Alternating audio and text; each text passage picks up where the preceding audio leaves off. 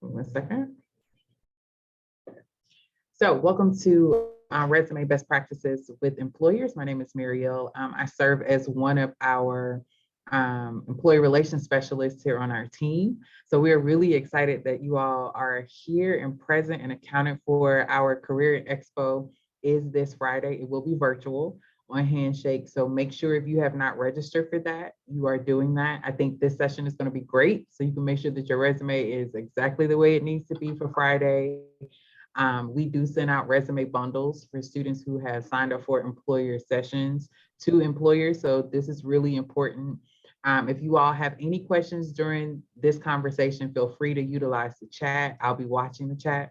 I think some of you all have asked a question about checking in. I'll probably put the QR code back up. If not, you can actually private message me your email, and then I will manually get you checked in for today's session.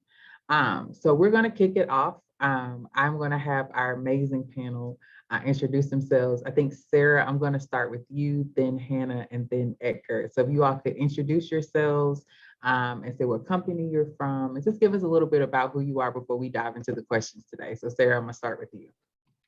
Awesome. Hello, everyone. My name is Sarah Hodges. I am a university recruiter at KPMG. So I cover our Georgia State University recruiting for KPMG. KPMG, we're a Big Four public accounting firm. We do hire a lot of accounting majors, but we also hire all business majors as well into our advisory practices. So we do cover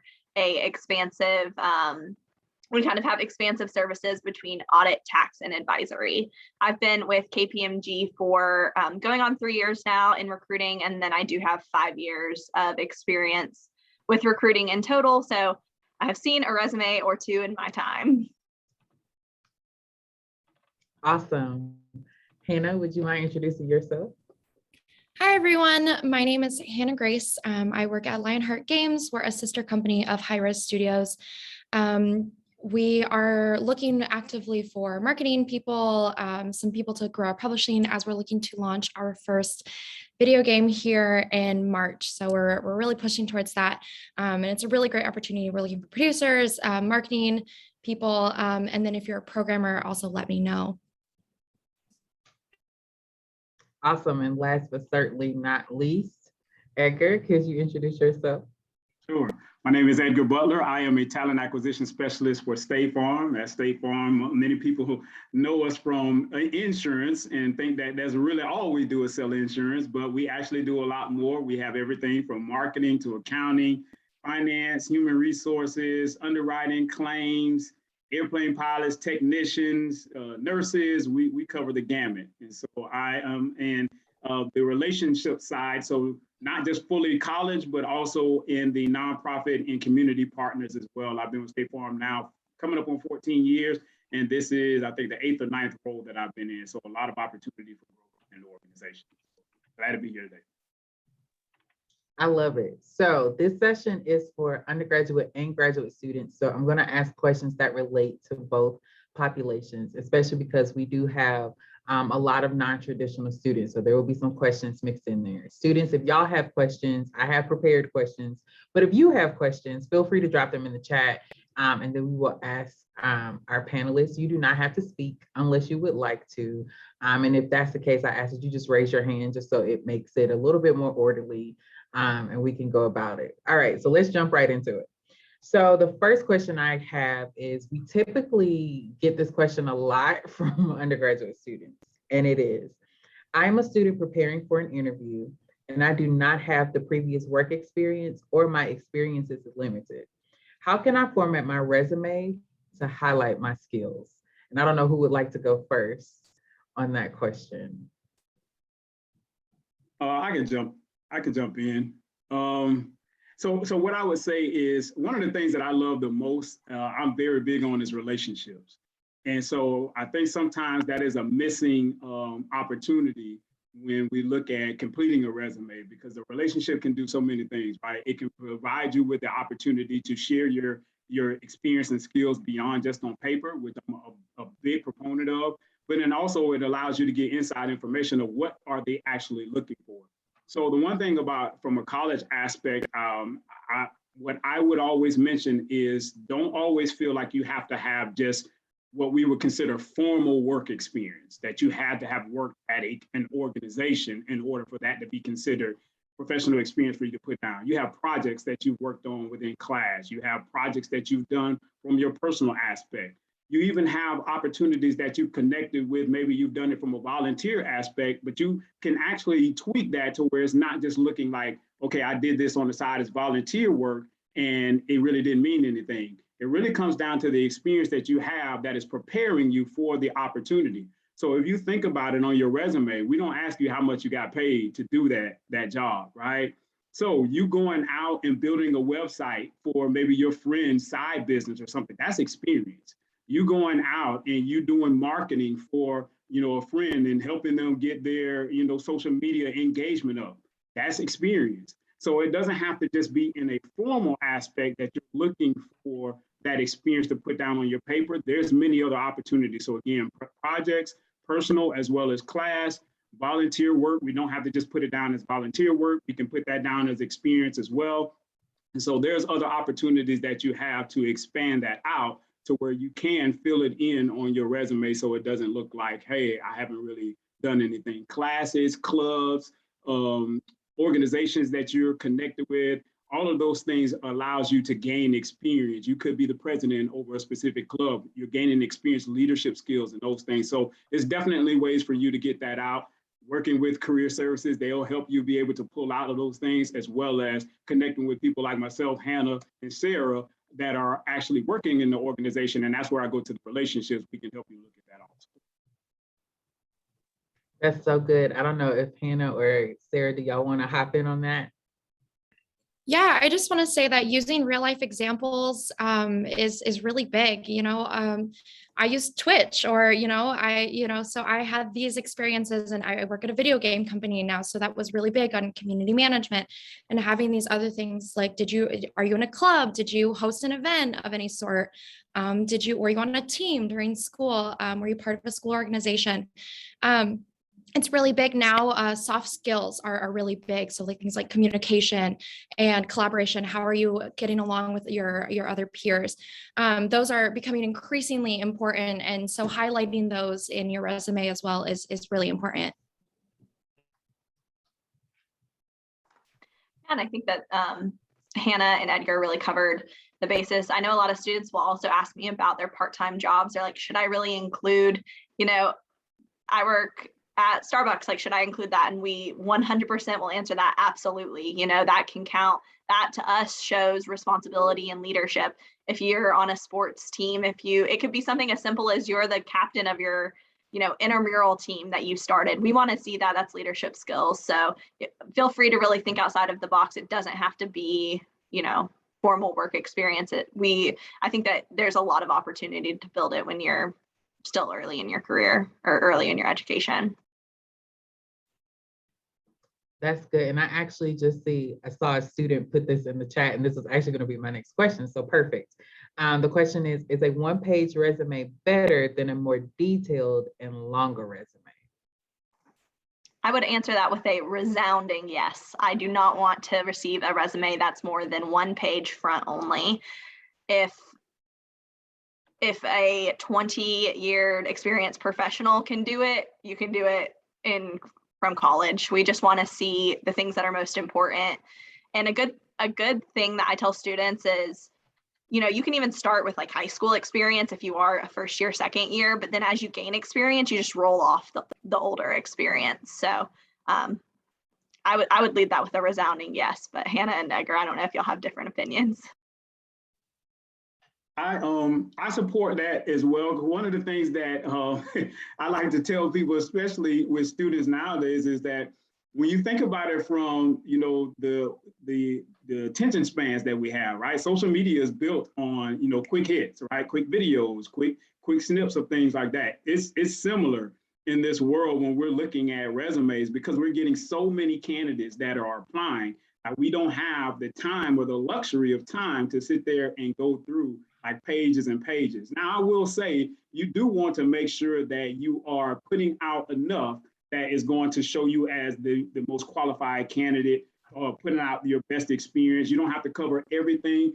As what Sarah said, we want to know what are the things that you did that directly correlate over to the role that you're applying for. So you do want to get enough in there, but as you're speaking from a college standpoint, then I would probably say that, yeah, you're more than likely it's going to be one page. If you were non-traditional coming back, that may be a little bit different, but as much as possible, you want to be able to capture their attention quickly, get down to what it is that you bring to the table, and then allow them to make a decision, allow us to make a decision quickly on the information and not have to scan through pages and pages trying to pick up on, hey, do they really have what it is that we're looking for? Yeah, I just want to say the same thing at one page. The only people I would say is exception to that is someone who's in the business for maybe 20 years, something like that. But that's even then, like Sarah said, they can put it in one page. So can you. I would also like to say that I think it's really important to make your lines more concise.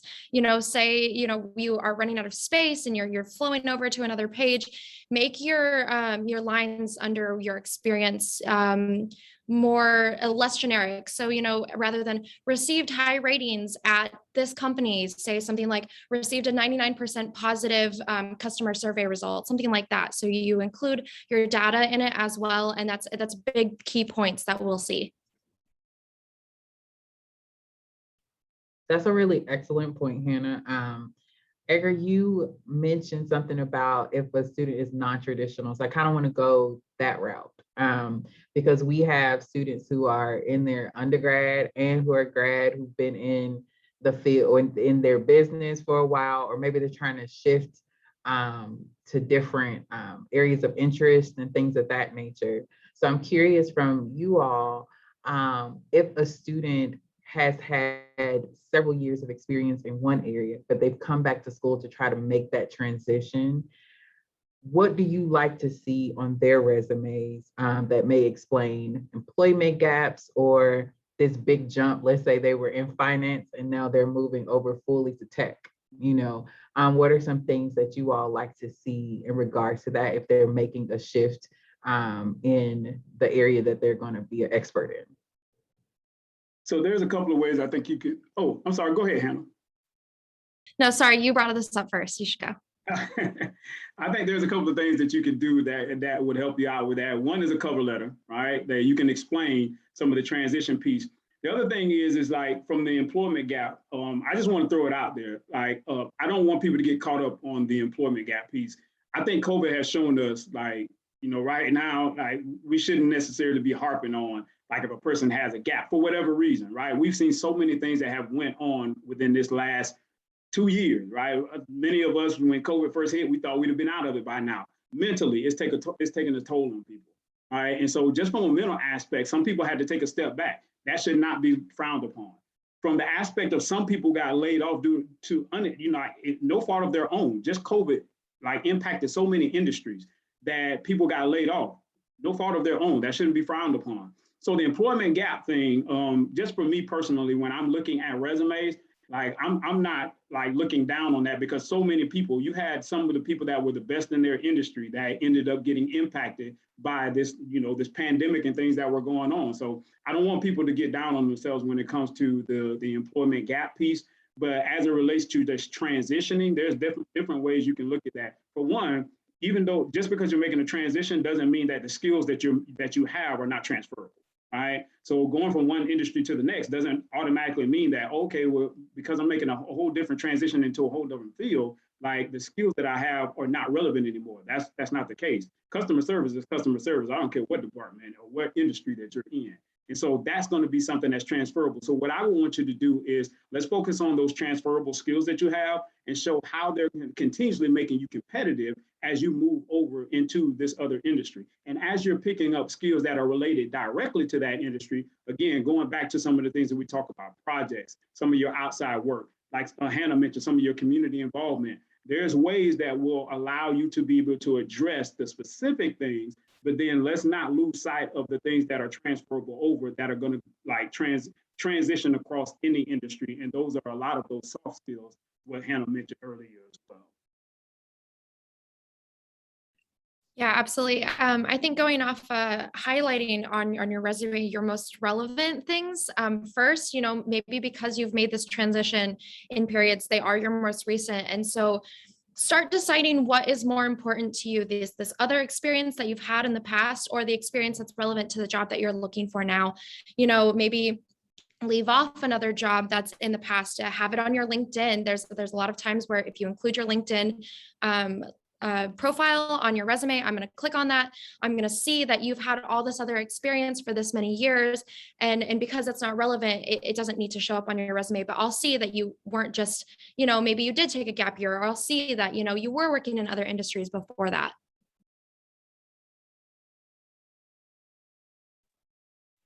Sarah, did you have anything? I think that y'all covered that question really well. So we have a question in the chat that says, can you include the relevant courses you take in college as well? Do y'all encourage that or discourage that? I think that the kind of key word to this is the relevant classes. If you are applying to a technical job, we want to see if you took a Python class or something that, especially if it's a course specifically related to a bullet point in the job description. But I have seen students list out every single college course that they've taken, and that's kind of where we want to be more like kind of err on the side of caution. But because you don't want to waste your precious real estate on the front of your resume, like on your one-page resume with information that's not relevant. So for me, one big tip I have for students when trying to decide, is this relevant to the job? Look through the bullet points of the job description, see specifically what they're asking you, and what the details of the job are, and you can tailor your resume to kind of showcase your experience within that. So again, with the example, if we say we're looking for, a part of the Python is part of the job description, and you've taken a class that you learned Python, I would definitely include that within the relevant courses section.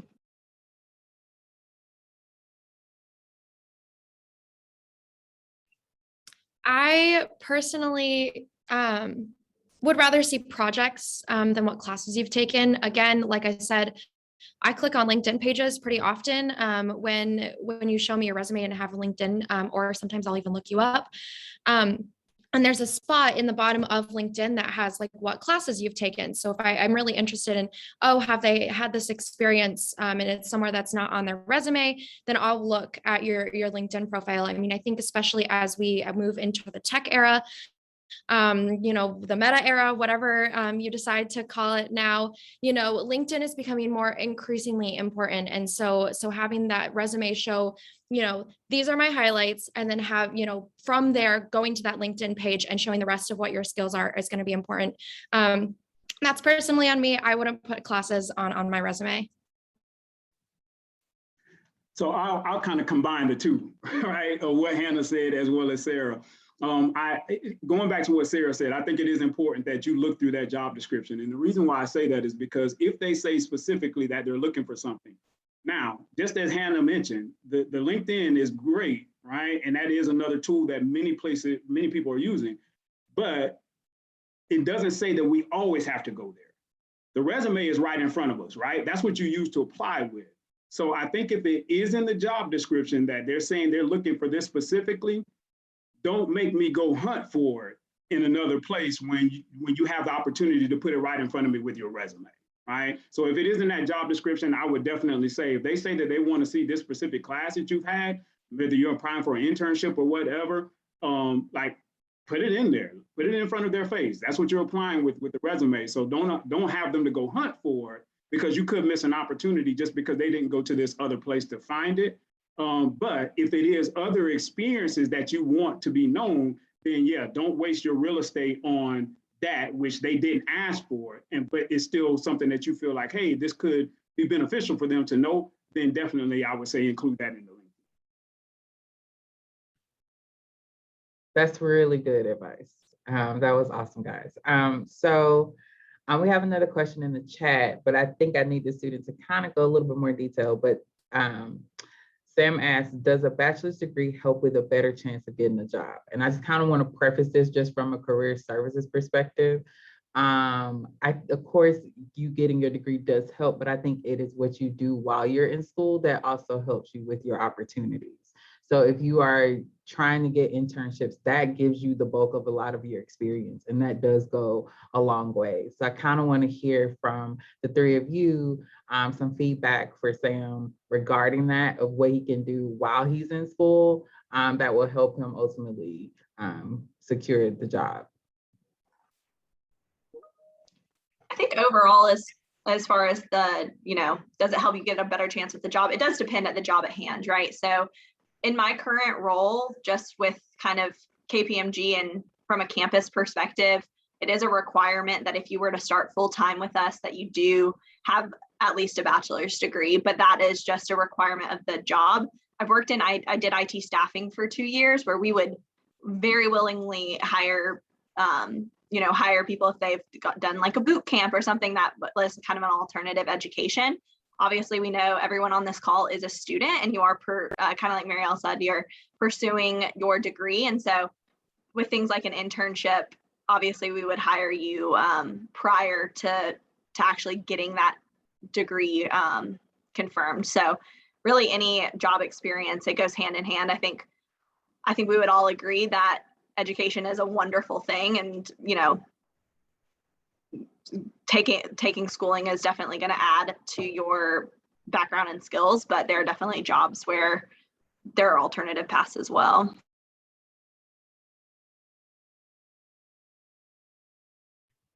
Anybody else have any other feedback on that? Yeah, I'd like to say, I mean, especially in my line of work, working in video games, it's pretty different. There's a lot of things that we do look at for bachelor's degrees, but if you have, say other experience and you have those connections, like here's the deal. I got a bachelor's degree, which this is part of the question, but in a completely different field. And I knew who I was, I made a really good connection with the founder of our company now, and totally switched live paths, excuse me, and got this way instead of that way. And I mean, looking at resumes now, like I think it really depends on what you're applying for, what experience you have. So say if you're an artist, you're like a 2D artist or a game artist of some sort, do you have these skills? Is your portfolio on your resume? Something like that, because it's more often and not in, especially those roles themselves, I will look at your portfolio over your resume. Just, do you have these skills? Can you match the art style that we have? And other jobs like business jobs or programming, it's a little bit different. I probably will look and see if you have a degree, or if you, don't have a degree, why? Like what were you doing instead? Were you taking these boot camps, like Sarah said? Are you putting your time and effort? These show similar skill sets, but just with a different path.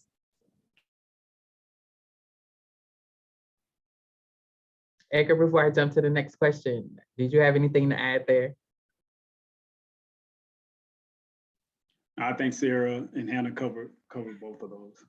Perfect.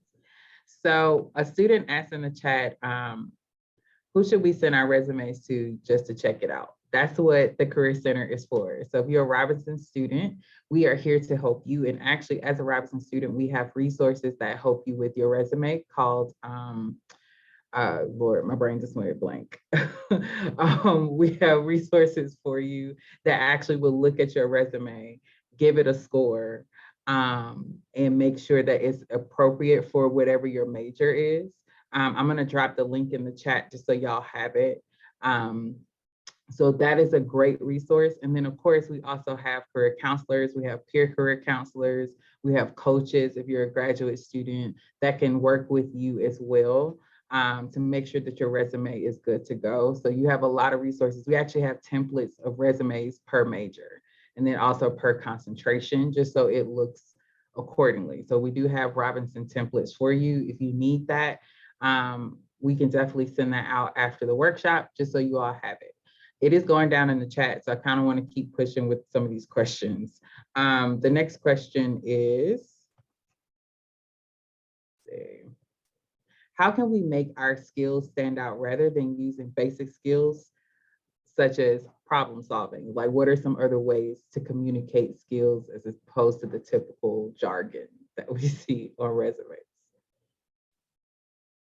Yeah, so for one, let's go into some detail, right, of what was the problem you solved, right? So we don't want to hear that you just solved the problem. Like we want to hear like what was the problem, and then what were the steps that you took? Like what were your actions? So you can use action words, right? That definitely goes away from just the normal problem solving, right? So we want to use action words within the bullet points that we have, but we also want to talk about like what do we do specifically, us individually, because anybody can say that they solved the problem. I had one example. I was working with a candidate, and they worked at an organization, and they said, "Hey, so everything that they listed on their bullet points, I looked at it, and I said, so if I go to everybody in your job that works in the same role as you, all of you all could tell me the same thing. What makes you different? What did you specifically add individually yourself?" So then they started going into, okay, well, I did receive like employee of the month for doing X, Y, and Z. That's specific to you. There was only one employee of the month. That's what we want to know about. I want to know what you specifically did. So as you're talking about the general things, don't look at it as a task list. Don't go and look at everything that, if you put something down that every other person that does your role or is in your class, if they can say the same thing, that's something that I want you to look at and say, how do I make this different and make it unique to my experience? So whether it was a project that you did, tell me what were your contributions in the project? How did you make the projects become successful? What did you specifically do? So that's what I want to know, because I'm hiring you as the individual. And if all three of you were applying for the same job and you all three worked on the project, if you all said the same thing, if I only got one job, how do I choose who to give it to? Where you separate yourself is you talk about specifically what you did on the project and how you made it successful.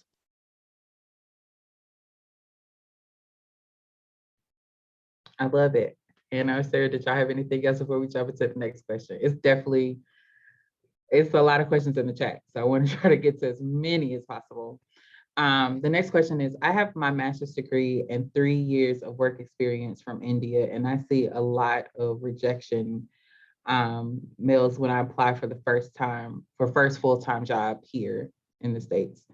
So what could possibly be the reason? Is it that I'm from a different country? And I'm sure there's some things around that play into the complexities of that, but just kind of wanted to get some feedback from y'all regarding that.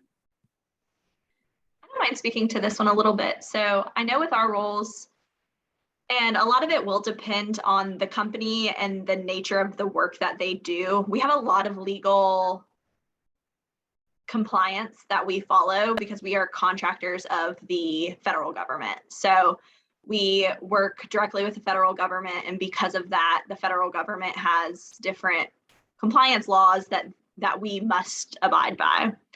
So for some of our roles, we are not allowed to, it could be a matter of if you might need sponsorship now or in the future, because I know that some of our positions, we are not able to hire candidates who would need sponsorship now or in the future, where we do have some roles that is not a requirement of the job. So I know, at least from a KPMG perspective, that's posted on each job, and it specifically is listed in the job description, so you would know either way.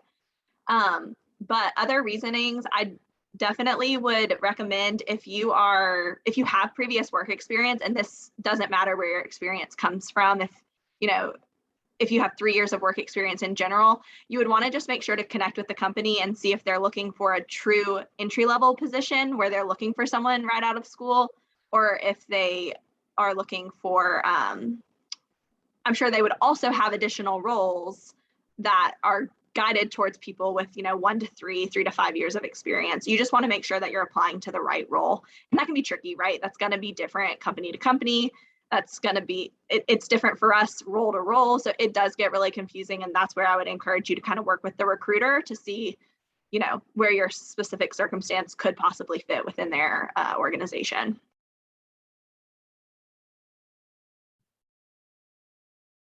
Awesome. I'm going to keep going.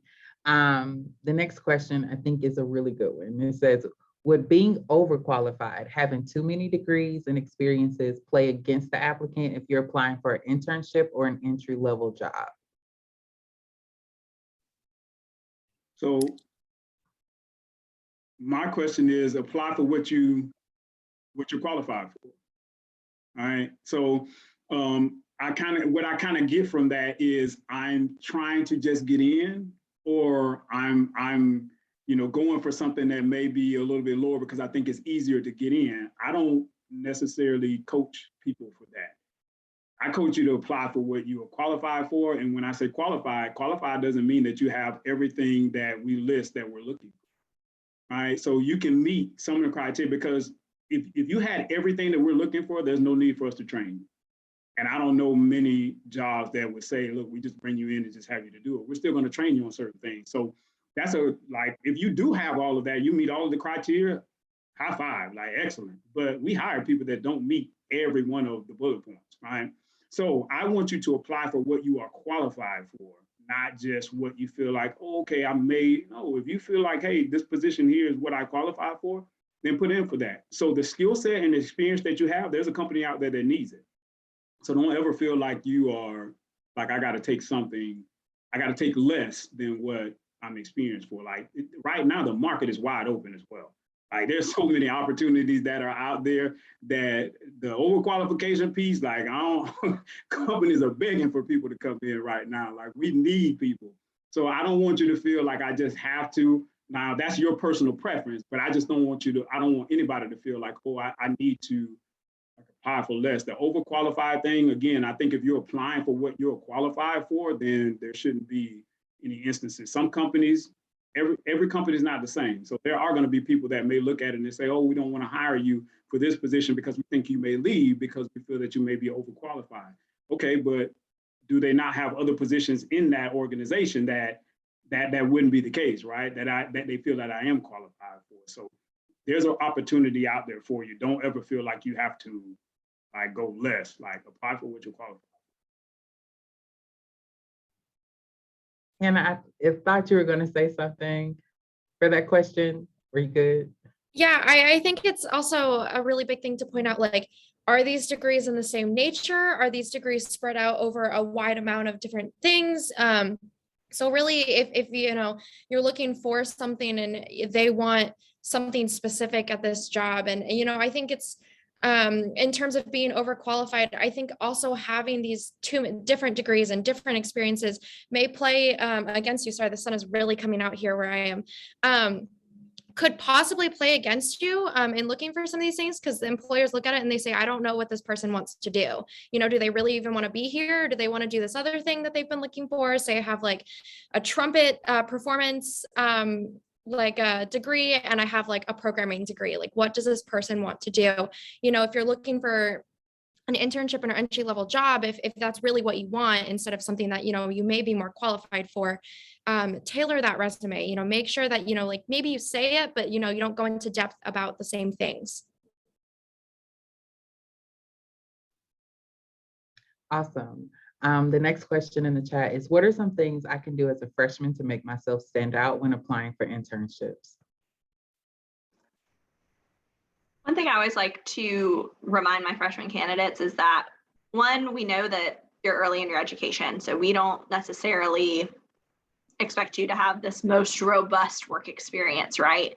What we're going to really look for is leadership skills. And that kind of goes back to our earlier question of, what to include if you don't have a lot of experience. But for us, leadership skills, that could be sports, it could be student organizations, it could be faith organizations, it could be working school clubs, really just anything where you can show that you're kind of an active participant of society and that you're making the effort to grow your experiences. That's really what we're going to be looking for when we are looking at different first year programs.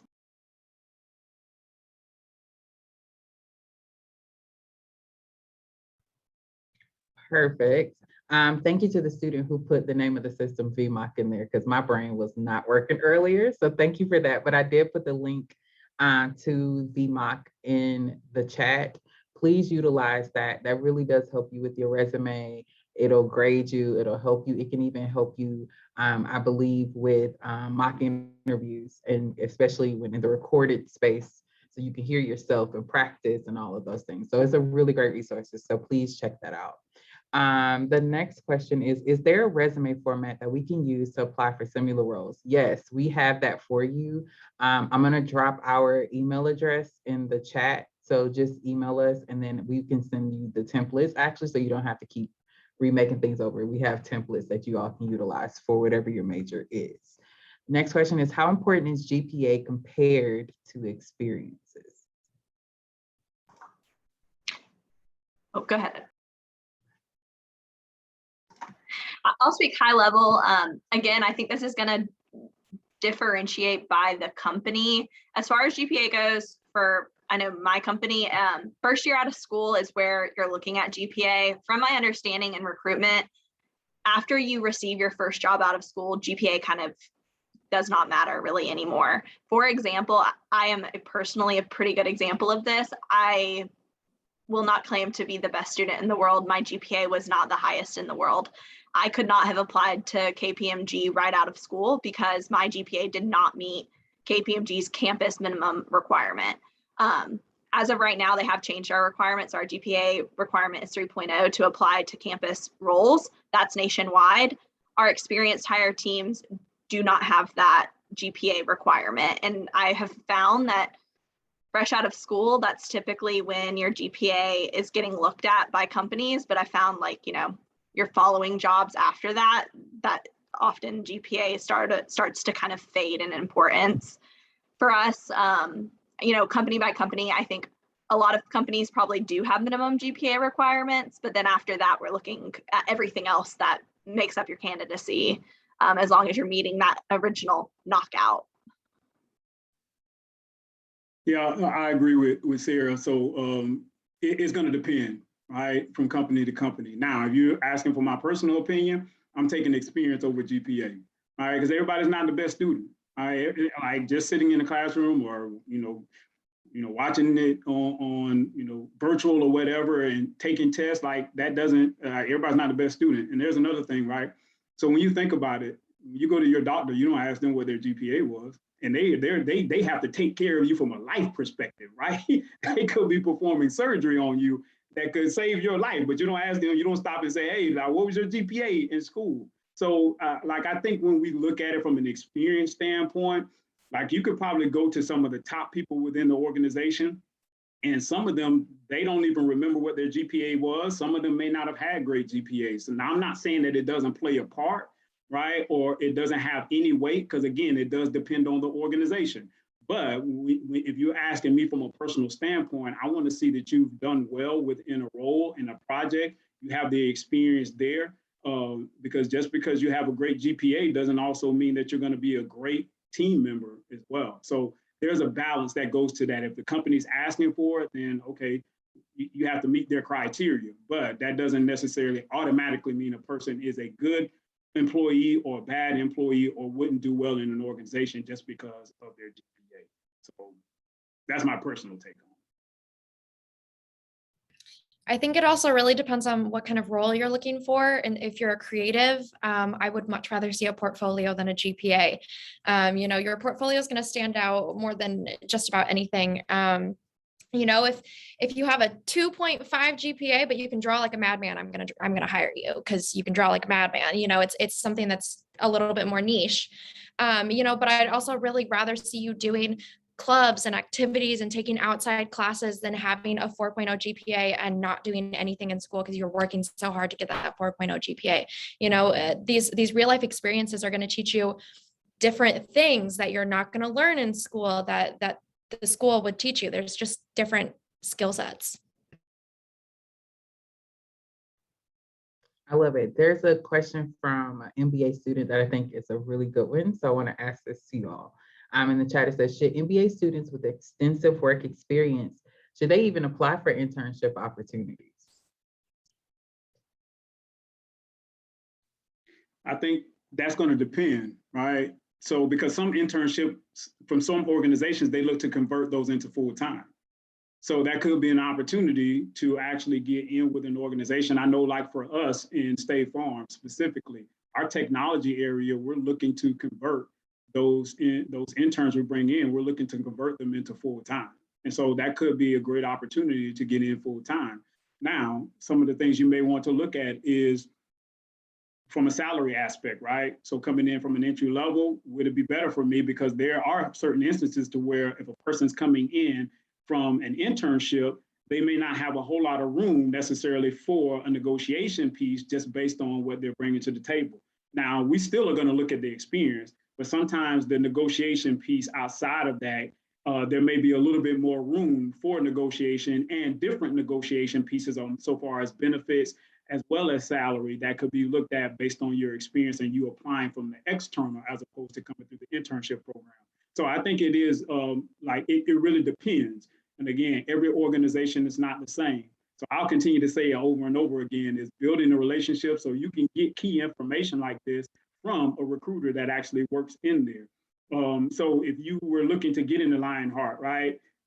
You did a networking event right now with Hannah. So why wouldn't you follow up with Hannah to get specific questions asked about that and see like, how do I go about it? Is it better for me to go through the internship program or is it better for me to, apply as an external? Would I be just as competitive right now to apply as an external? So maybe you don't need to go through the internship program. Internship program to get you in may say, hey, we're going to bring you in at, I just throw this out, 75,000. Whereas coming in from an external using your experience may bring you in at 100,000.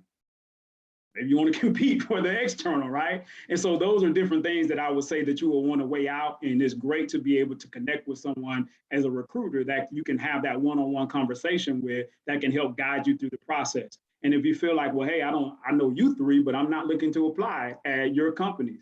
That's where Managerial will come in at because the Career Services Center has so many different connections with so many different organizations that they can put you in touch with a recruiter so you can help build that relationship.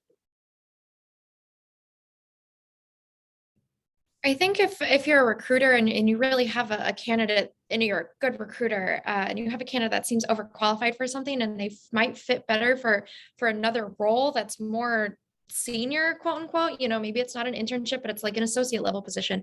This recruiter, if this position is open, should be telling you about these things and really have that open transparency. I believe it's really big for companies and you should be thinking about that when you're talking to companies.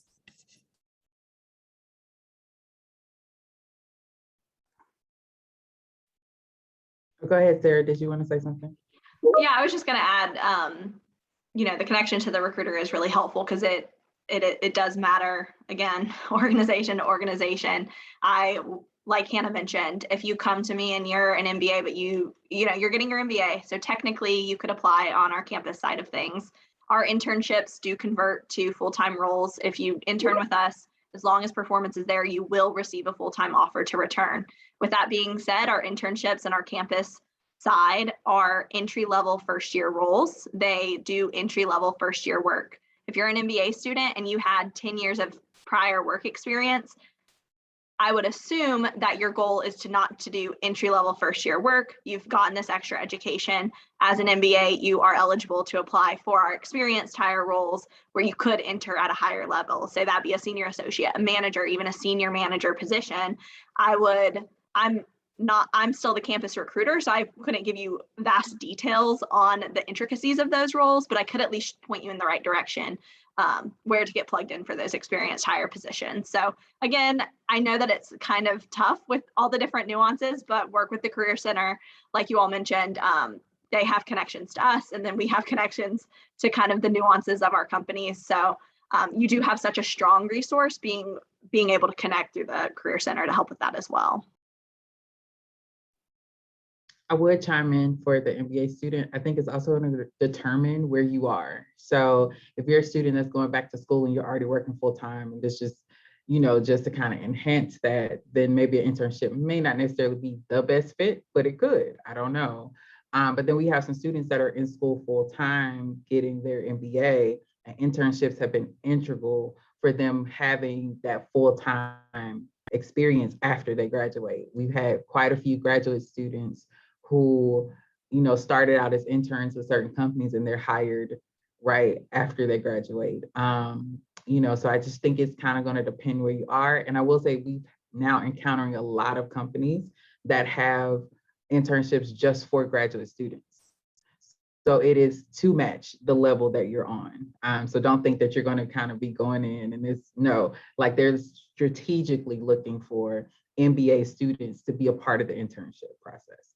So I'm going to take a couple more questions and then we're going to close it out.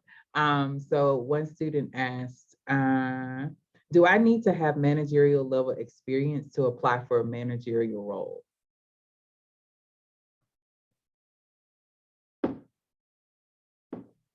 So for us internally, I would say for the most part, just because of the competitiveness of our roles, that yes, like, because we're going to get so many people that are going to be applying with leadership experience. Now, if you are inside of, and I'm speaking from an external aspect, right? Because we're going to have people inside of the organization as well as external that will be applying that are going to come with that experience. If you're internal, right, we're looking to groom many instances into leadership. So we're helping to prepare you for that.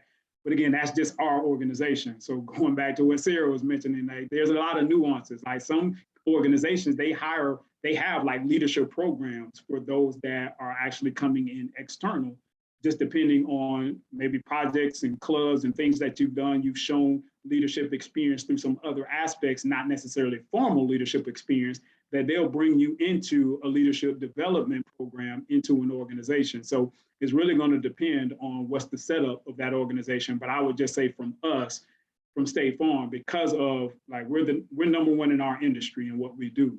So from a competitive standpoint, if you're applying externally to specific opportunities, there could be a lot of competition that comes along with that. So you may not necessarily be looked at as the most qualified just based on the pool of candidates that we're getting. But from the inside, we're helping to groom you in for those opportunities.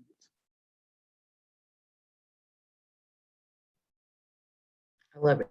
I'm going to take one more question out of the chat. And I saw one and I said, that's good. Okay, so the last question is going to be, at what point do you stop mentioning activities you did in your undergraduate career?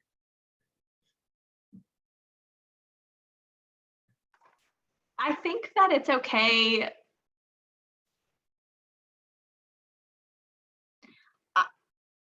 I'm 5 years out of college and I'll still, like, when I got my most recent job, and granted, I was only 2 years out of college at that point, but I was still including activities that I did in undergrad. So I had my own company. I started a business in undergrad, and that was definitely on my resume. And honestly, I think even 5 years out, I would have kept that on my resume. So I guess it does depend. I don't think 5 years out, I would be putting like the different clubs and school organizations I had been a part of. Perhaps if you were top of, like a president of an organization or something, it could still be on there.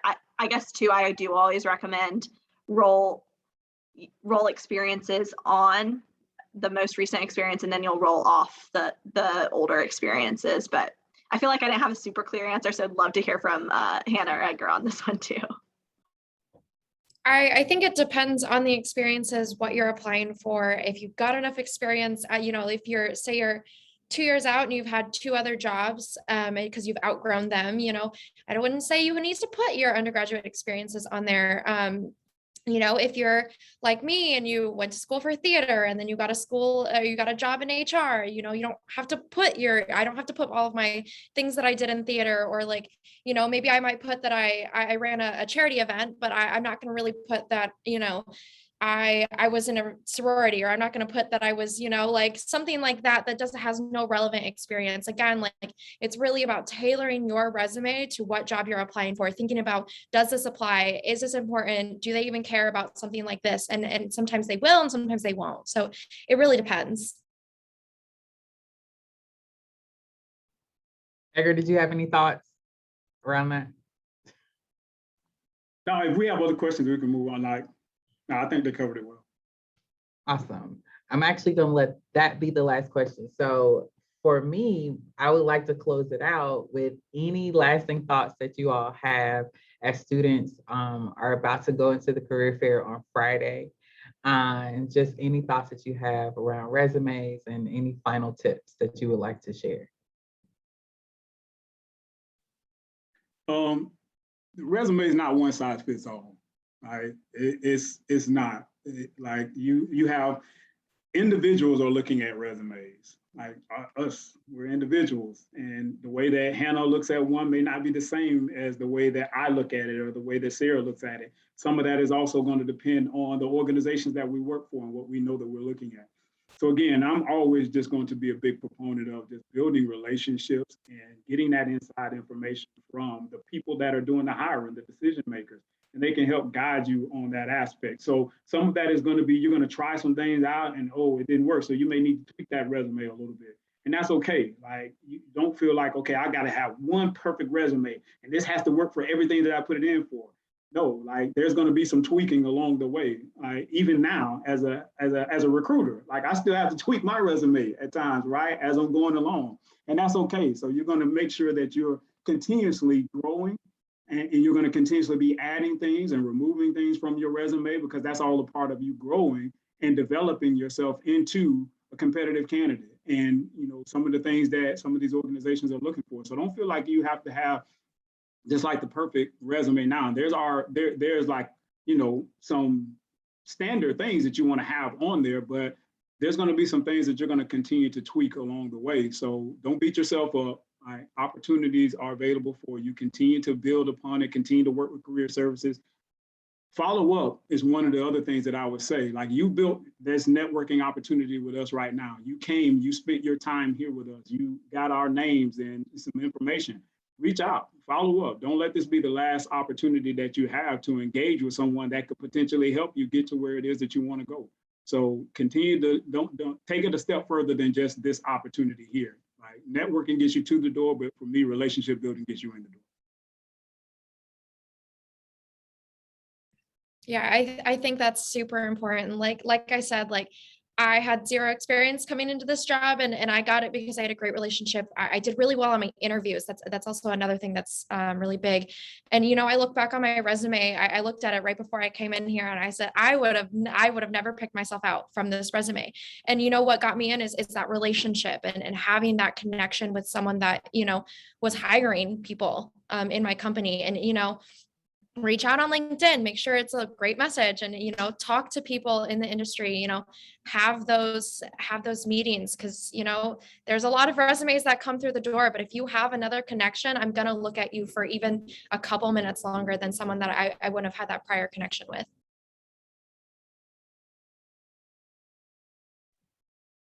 Sarah, did you have any final thoughts or tips that you wanted to share?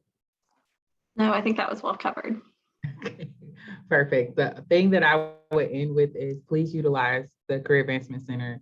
If you are a grad student, you do have coaches in Buckhead that are willing to help you. And of course, we have adapted to this new environment. So you can come in person, you can do virtual. The world is your oyster for us to really try to help you.